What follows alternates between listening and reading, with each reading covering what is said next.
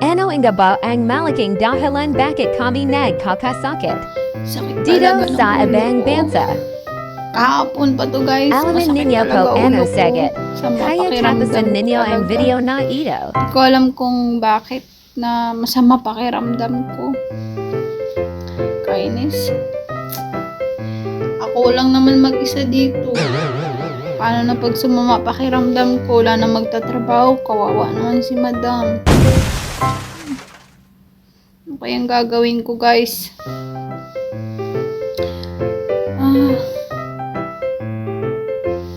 Ano kayang gamot guys? Alam niyo ba guys kung ano yung magandang gamot guys sa masama pakiramdam?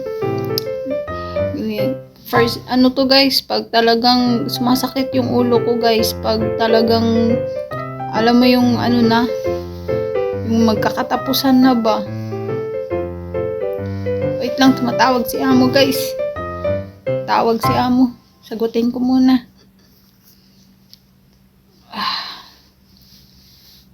Hello, madam? Yes, madam? Yes, I'm here in the bathroom. Why? I'll go upstairs? Okay, okay. I'm coming. Okay, I'm coming, madam. Wait lang guys ah. Tawag ako ni madam sa taas. Tawag niya daw ako. Wait lang.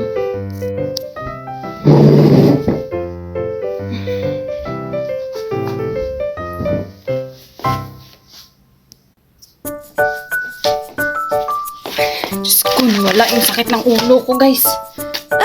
Ano naman pala ang gamot sa sakit ng ulo ko, madam? Libre katapusan lang talaga yan. Masakit ulo ko. Ngayon niya lang talaga na. Ito lang talaga guys yung gamot sa sakit ng ulo ng mga OFW dito sa ibang bansa. Kaya yan guys, okay na ako. Di na sumasakit. Wala nang sakit-sakit guys. Kaya natin to laban. Uy, wala, malakas na uy.